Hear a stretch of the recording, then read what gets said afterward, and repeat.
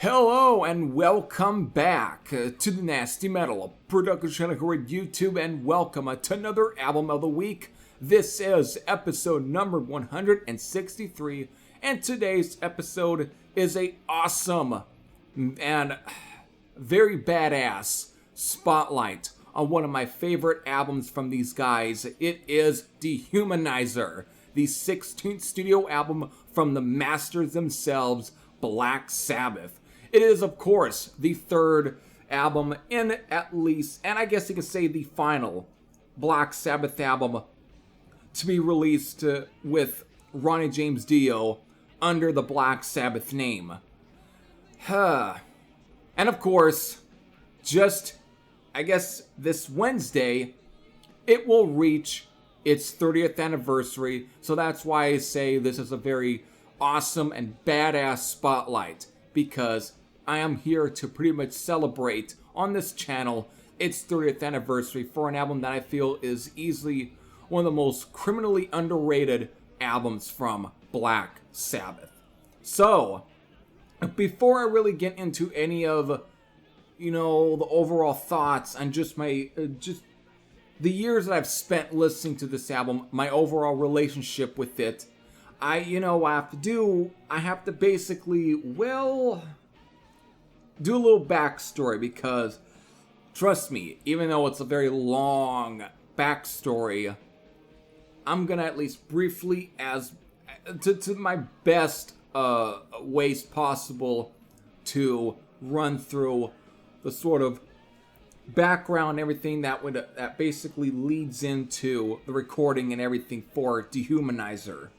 So, everyone knows that after the whole situation, with Ozzy and Sabbath in the late 70s, after the Never Say Die album, Ozzy was kind of in and out a little bit with the band before I think he finally decided that he was going to leave permanently. Because I don't think he was fired. He was just, I think he personally, I think has said that he left because of he was dealing with a lot of alcohol issues and everything.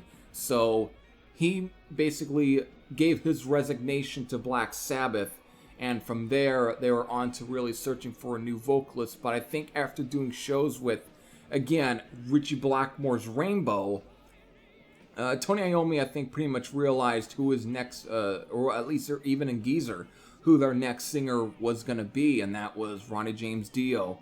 And so from 1979 and everything, he was basically the guy that replaced Ozzy. But for a lot of good reasons in some ways, it was good reasons, and it basically left to, it created a bit of, again, a small, really big resurgence again in Black Sabbath after kind of being seen as old news by, the release of whether it be Sabotage, which I personally love to death, then of course the Technical Ecstasy, and of course Never Say Die.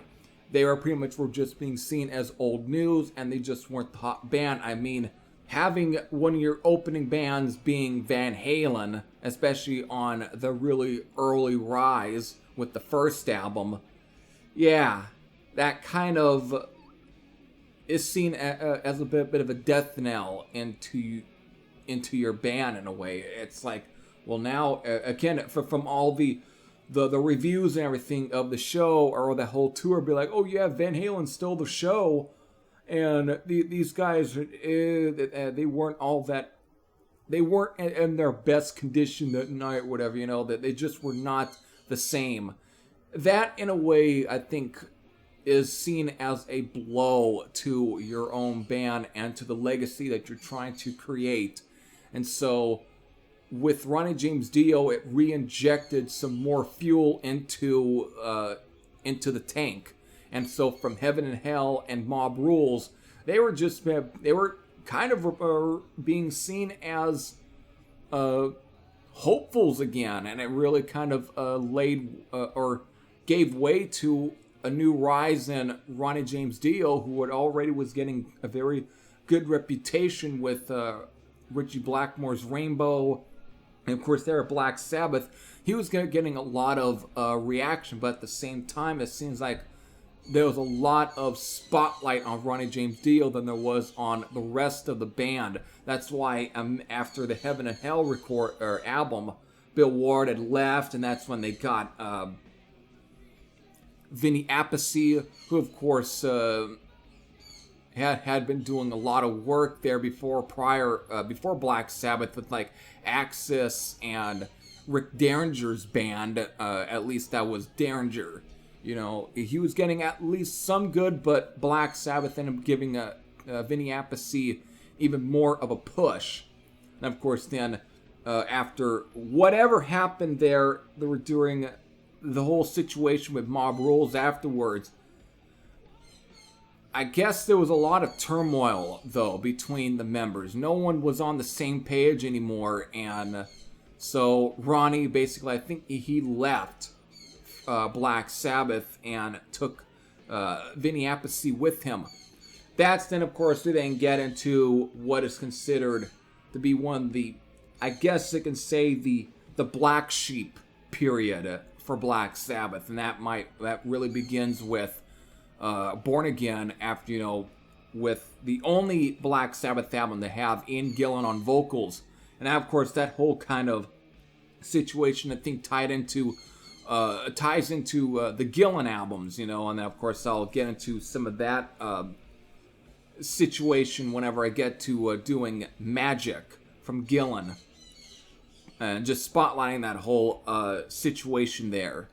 But that just leads into there, and then after Born Again, Ian Gillan, I guess, no one knows if he was really officially fired or not, and I'll get into some of Ian Gillan's thoughts there, because of it's going to make a play into this.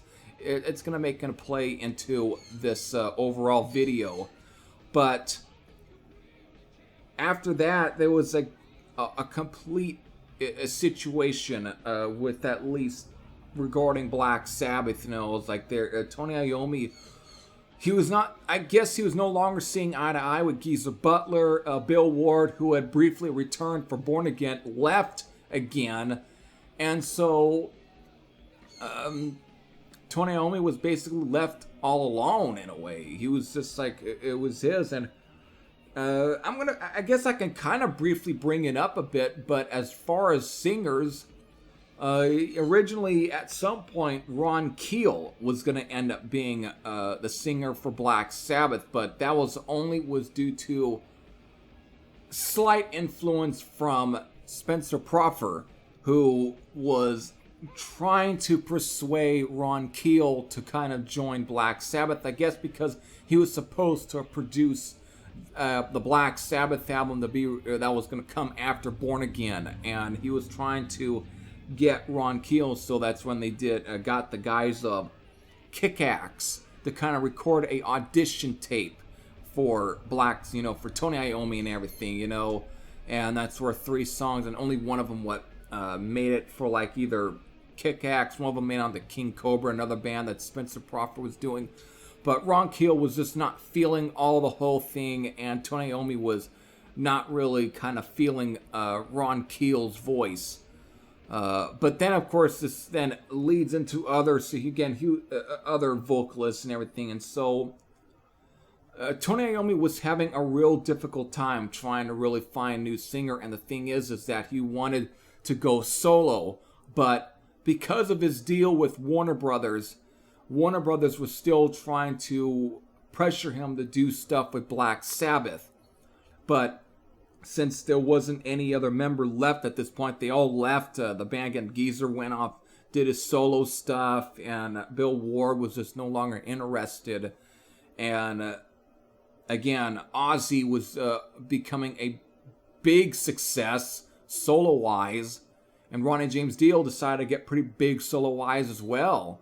And so he was just left without anyone else to kind of, you know, help out. There wasn't much, and so that's why he wanted to go solo. But by the time when it came to what would eventually become the Seventh Star album, they wanted to basically have him slap the Black Sabbath name onto it. And of course, again, getting Glenn Hughes to do it, And that, of course, became a bit of a train wreck during the tours. But eventually he got, Ray Gillen to do stuff, and that would lead into, like, the recording sessions for The Eternal Idol. But only some, I guess there are the Eternal Idol demos, and those had at least Ray Gillen on vocals. Again, he would go on after, I guess, either leaving Black Sabbath, he would go on to do stuff with former Aussie guitar player Jakey Lee, and that would form Badlands. And so eventually during the whole overall sessions or whatever, after getting rid of or losing Ray Gillen, that's when he gets Tony Martin, who would become the new vocalist, and from the Eternal Idol into Tear. Even though most of it was either sometimes some session members here and there, like either Cozy Powell or even like Dave Murray from like Whitesnake and everything, it was all at least revolving musicians, but Tony Martin was easily his newest singer for Black Sabbath, and it almost was seen very permanent. Again, from Eternal Idol to Headless Cross to Tear, he thought he pretty much had at least a permanent singer. But Tony Iommi knew that these Black Sabbath albums were just Black Sabbath in name only, not really in members, or at times maybe in sound, even though if the album still had at least Tony Iommi's signature tone, meaning in guitar tone, it just was not pure Black Sabbath to him, and that eventually leads into what will become here the recording sessions for Dehumanizer, because this is when he decides that he wants to get Geezer back, and he wants to get Ronnie James Dio back, because of there's no way whether or not he was really gonna try and get Ozzy, because Ozzy was still a arena touring machine at this point. No matter what, he was an arena touring machine. Even though he always thought about trying to get Ozzy to do, to actually sing, and of course I'll get into some of the other fiascos, whatever, that would happen after the Dehumanizer album. But he eventually does, and for the lineup that was going to be for Dehumanizer was going to be Tony Iommi, the returning Geezer Butler, Ronnie James Dio, and drummer Cozy Powell. And this was all booked at the I got the Wikipedia page up right here. This had to have been sometime in 1991. That again were the initial writing and demo sessions at the Rich Bitch Studios in Birmingham. Again, featured Cozy Powell.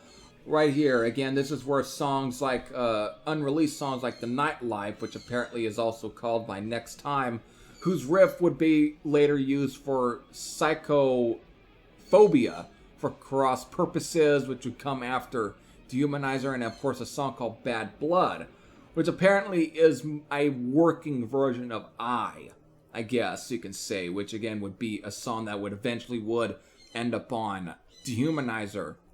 Again, these songs can be found along with the other demos and untitled songs as well on the Complete Dehumanizer Sessions bootleg. So they were at least they recorded plenty of these demos or rehearsed these songs, but however, amidst during these sessions, apparently Cozy Powell got injured with a broken hip, and so eventually he was then replaced with Vinny Appice again. So therefore, reuniting the Mob Rules lineup for Dehumanizer. And so these songs would be taken over to, of course, at the Monau Valley Studios in, obviously, probably in Mammoth, Wales, I'm taken. However, these were only for recording, again, for like the rehearsing and demo recordings and somewhat, for at least with the Mob Rules lineup here. Eventually, everything would be recorded at the Rockfield in Monmouth, Wales, in early of 1992, with producer Reynold Mack, who, if you're at least somewhat familiar, his background in producing for bands would be Queen, that being, of course, the Game album with, Another One Bites the Dust, and, of course, the band Sparks. So, not really much metal there, even though Queen might have been, but the whole Game album is kind of Queen's foray into more pop territory, so less real hard rock. But as far as Reynold Mack's, I guess, past with any sort of metal band ends up being with the British band Heavy Penton and their debut album. So that is that's as long or as stretched that Reynold Mack's, I guess, past of producing any sort of hard rock album it lies with. So that's his sort of history there. So that's who they get into producing the album, and you'd think that that's going to be a bit of a scare there. But not really. So after getting this album all finished, and since of course they were with the label I.R.S. / Reprise, again both for US and Canada, the album eventually does get released first in Europe on June 22nd of 1992, but in the US it would be June 30th of 1992. So either way, this album for right now is pretty much reached its 30th anniversary, so let's definitely get into Dehumanizer by Black Sabbath. Alright, so apparently also I do need to bring up a lot of this stuff as well, because even during these sessions for the album, Tony Martin did make a short comeback when invited by the band to try the songs out. He stayed for at least just a couple of days and the band continued with Dio. According to Tony Martin, this is what he stated. I had already started with my first solo album, Back Where I Belong, so when I got the call to go back, I was committed by that point, and in fact, it was just a couple of months after they had started the thing with Ronnie James Dio. I was determined to finish my solo thing, and so turned them down at that point. We did keep in touch though, and I went to some shows. Ronnie wasn't too pleased, but eventually they had enough and asked me to rejoin again later. So it felt like I hadn't actually left. In fact, I was never formally fired. The phone just stopped ringing. Ian Gillan asked me once if I had actually been fired, and I said no. And then he said, neither have I. We should just turn up one day and walk on stage. But there you go. Just had to kind of throw that in there. So here we are with Dehumanizer. And what we got, depending on certain copies, mostly the US pressing, it would be 11 songs. Most everywhere else, it'd be 10 songs. So I'm just going to read you the 11 songs because this has been the copy that I at least was so used to, because this was what I'm just going to tell you right here, right now, before I really read any of the track listing here. This is the album that introduced me to the Ronnie James Dio era of Black Sabbath. I was mostly familiar with the Ozzy Osbourne stuff, but this was the album that introduced me to the Ronnie James Dio era. So I had never heard Heaven and Hell before this time period, and I had never really heard Mob Rules. And this was definitely early in the early 2000s or mid 2000s growing up. But this was my introduction. So let me read off these 10 songs, or these 11 songs, off this, what I consider to be one of the most criminally underrated Black Sabbath albums. And I said that already earlier. So don't need to try and get at me for, oh, you repeated yourself again, you repeated yourself. Sometimes it's intentional. Dumb shit. Alright, so these 11 songs are beginning with Computer God.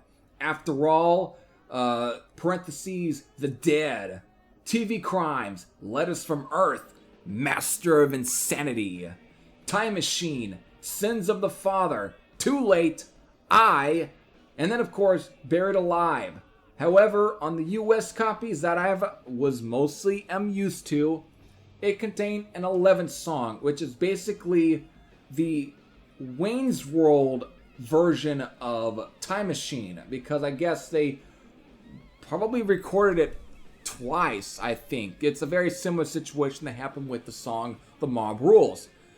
2 recordings of the song exist. One was used for the album, and one was used for the heavy metal animated movie soundtrack. So there's a similar situation, but the only difference is that during the time period of CDs here, well, they could get away with throwing at least an extra song, so they threw in this version of Time Machine, which I'm going to state on record, I prefer to the one that's on the album. It just sounds even more upbeat, and has a much more better pace to it than the one that's on the album. Just in the same way why I kind of slightly prefer the heavy metal movie soundtrack version of The Mob Rules than what's on the actual album, even though I understand why it's something to hear the album version because of what they did with splicing, or kind of where each song bleeds in together, that kind of thing.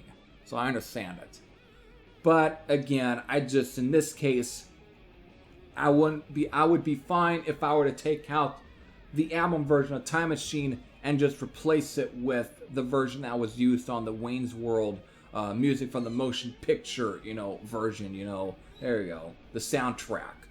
Alright, and of course, with these 11 songs, even though it originally was at 52 minutes and 17 seconds, because of the extra version, basically, of Time Machine, it all clocked in at the length of 56 minutes and 35 seconds. Though every time I do listen to it, I actually skip the version of Time Machine on the album and just go straight into like Sins of the Father. I basically just would think that it ends with Time Machine instead. So it's a really good album ender instead of like Buried Alive. But there, I just wanted to kind of get all that in. So there we go. If there's one thing that you can't really fault Black Sabbath for, is that they've never really made the same album multiple times.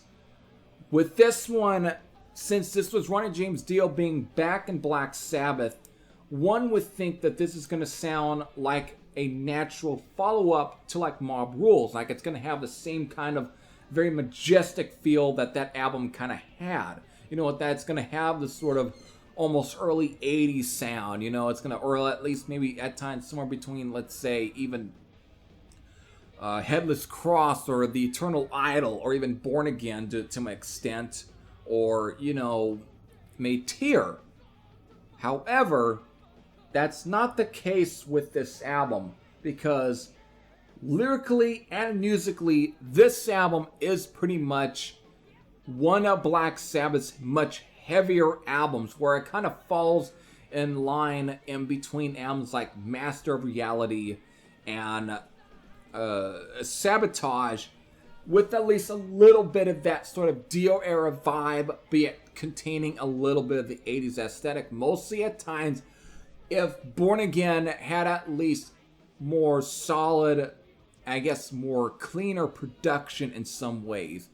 But yet it still comes across as very heavy, though, in comparison. Like, this is probably easily Black Sabbath's much heaviest album, really. And I know saying much heaviest is kind of an oxymoron, but it just comes across that. And lyrically, this is a very dark album, or even at times a bit of an angry album, where I really can say there's a lot of parallels to Sabotage, because this really does feel like a very angry album, especially if you're gonna go on a basis of the song TV Crimes, which is basically a message to televangelists, or very certain televangelists.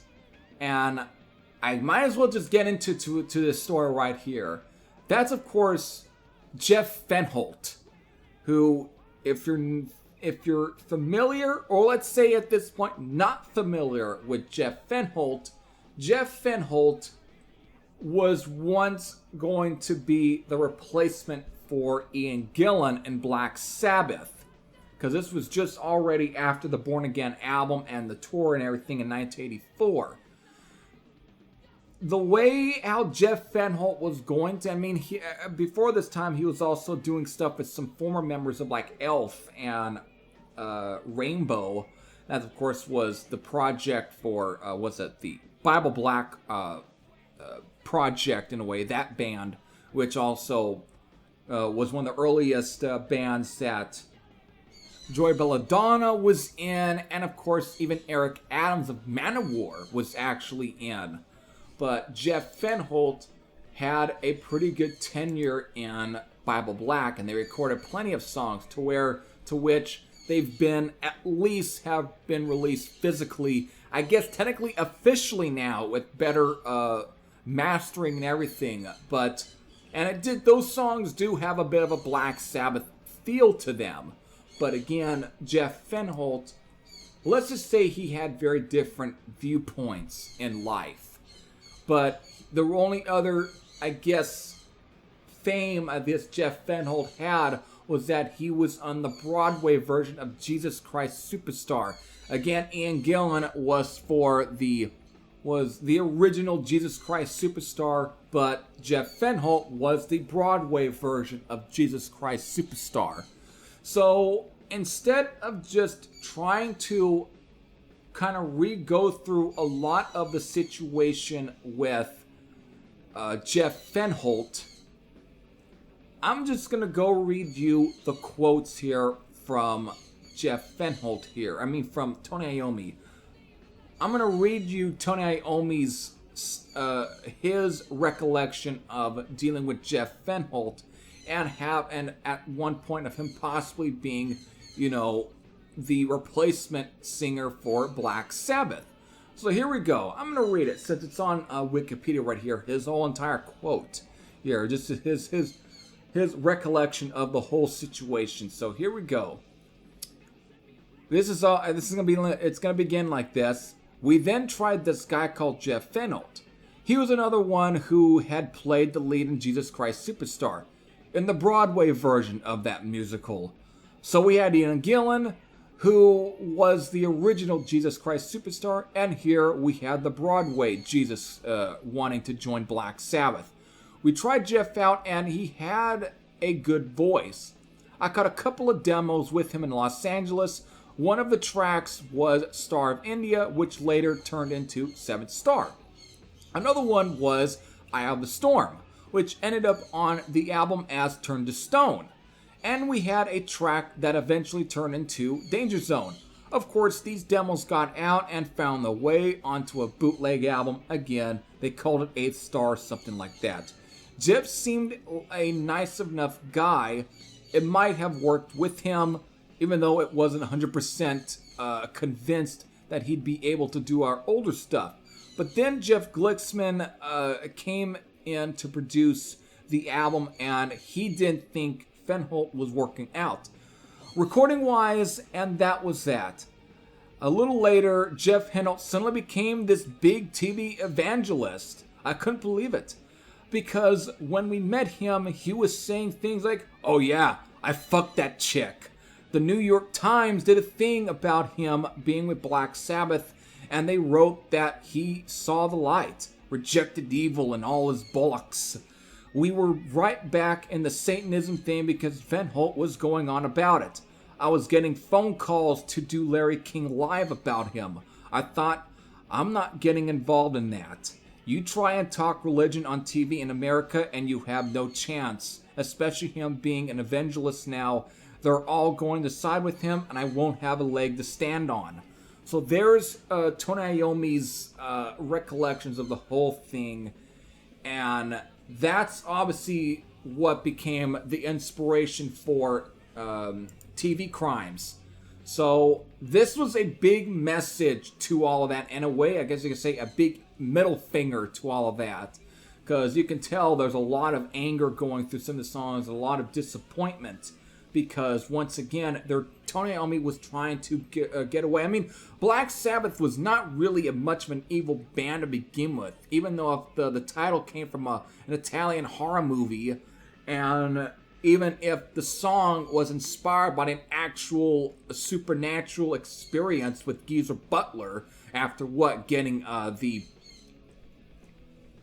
the book of, was it Mr. Crowley or Aleister Crowley and whatnot, and it just completely screwed up Geezer Butler's nights, and that's, again, telling it to Ozzy the next day. It's like, hey, this happened to me, and so Ozzy got the inspiration to write the song Black Sabbath. But because of those situations, Black Sabbath never really wrote really evil songs. I mean, come on. The song After Forever off of Master of Reality is actually a very kind of religious sounding song. Actually, it was wrote by, I think, Geezer. And of course, it was Christian enough to where Stryper would cover the song.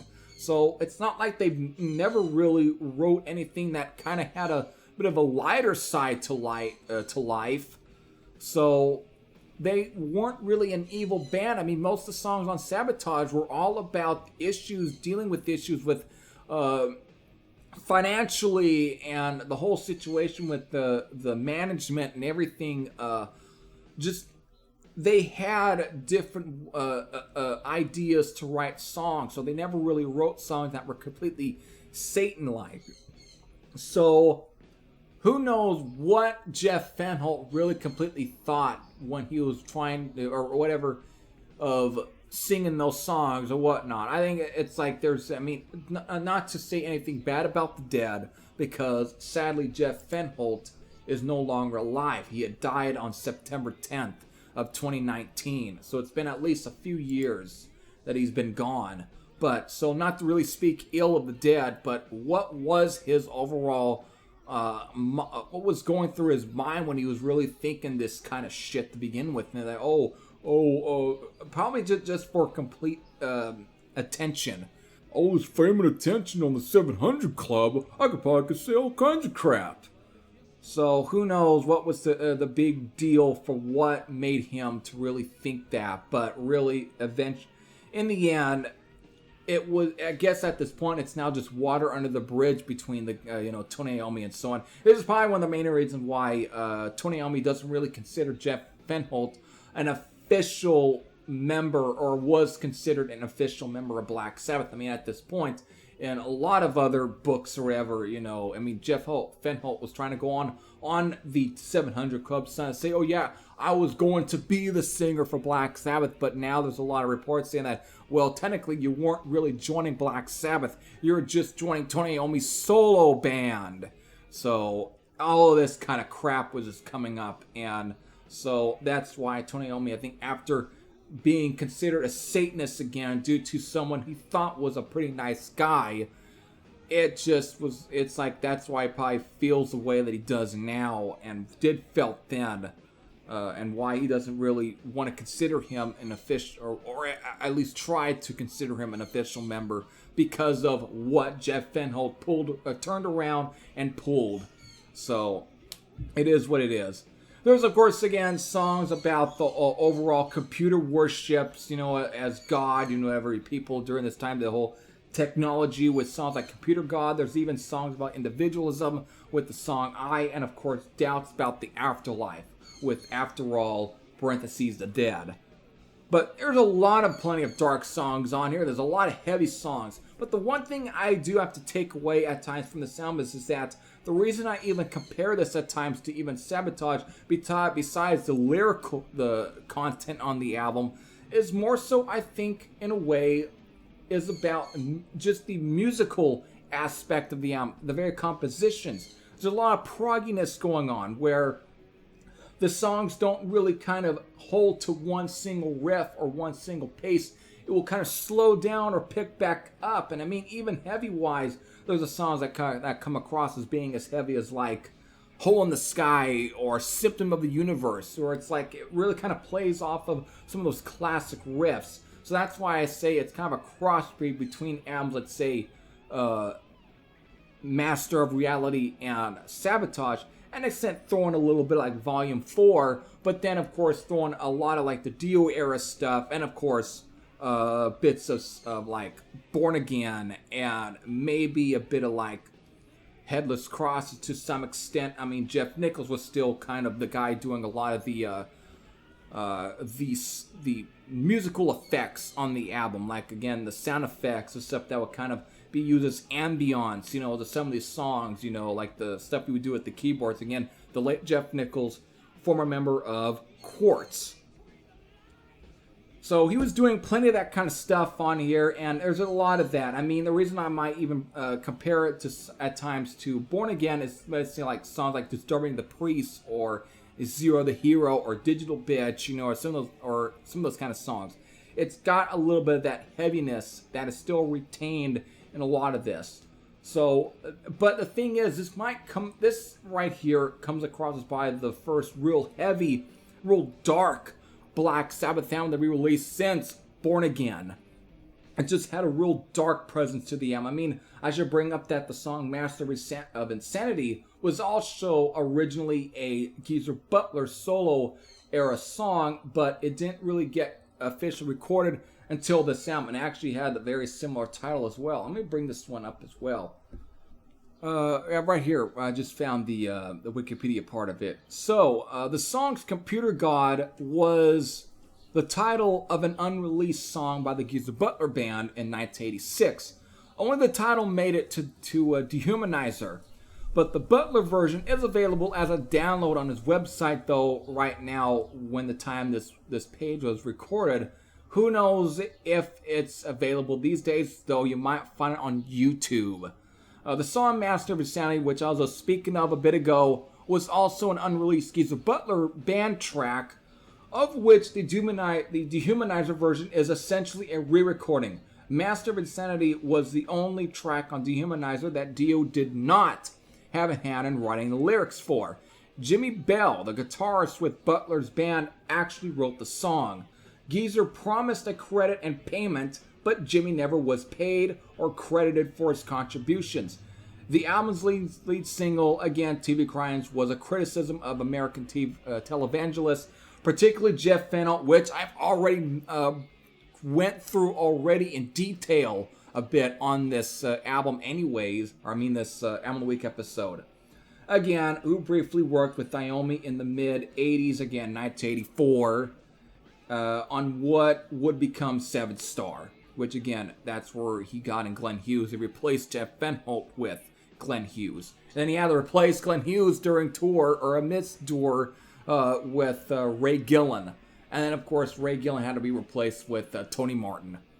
But during this time period, who knows where Ron Keel fits in, whether or not he was going to go with Jeff Fenholt first or Ron Keel first, and then Jeff Fenholt. Who knows? It's not really quite specified. Hell, Ron Keel is not that specified what time frame this would have fit in between the whole situation with Fenholt and Iommi.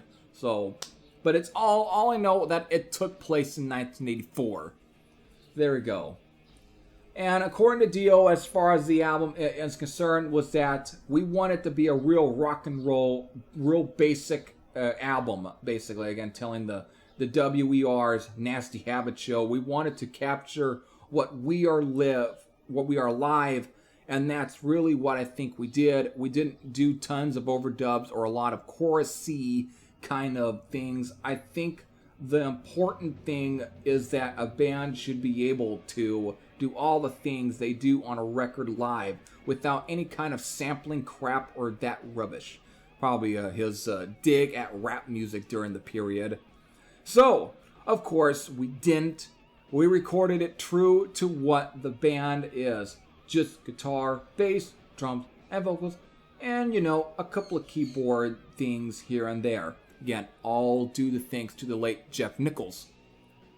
So there we go. And again, I really love this sound from beginning to end. I love songs like Computer God, TV Crimes, After All, parentheses, The Dead, Letters from Earth, Master of Insanity, The Time Machine, Sins of the Father. Too Late is one of my personal favorite songs off this one.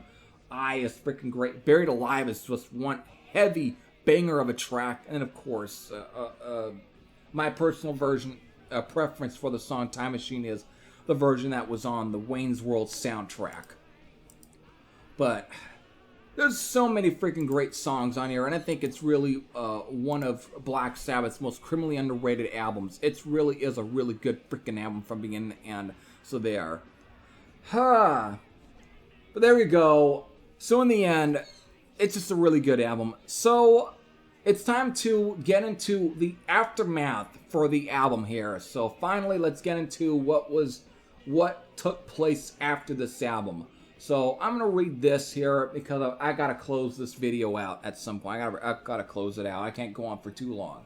But here we go. So I think right here, this is all according to Tony Iommi, and this all took place in 1997. Again, he reflecting in 1997. So this was what he going on about. It was good to try that with Ronnie, but we lost millions on it because of the time we took to record it and fly backwards and forwards to the States with everything, all the gear, bring it back, recording here, UK. A lot of messing about and a lot of money wasted. If it came to do it again, we could plan it different and I'd be okay. But we had to try that. Originally, Kazi was involved, then he wasn't. Eventually, sadly, in 1998, Kazi Powell would pass away. I think it was a car accident, I believe. Or an accident, I think. Something like that. So, again, may he rest in peace. Finally, this incarnation of Sabbath ended when Dio's contract with the band ended several days before the Costa Mesa reunion shows in November of 1992. According to Iommi, Dio quit because he was asked to support Ozzy Osbourne's final shows at Costa Mesa, referring to Ozzy as a clown. Dio would not record or perform with the band again until 2006, possibly under the Heaven and Hell name.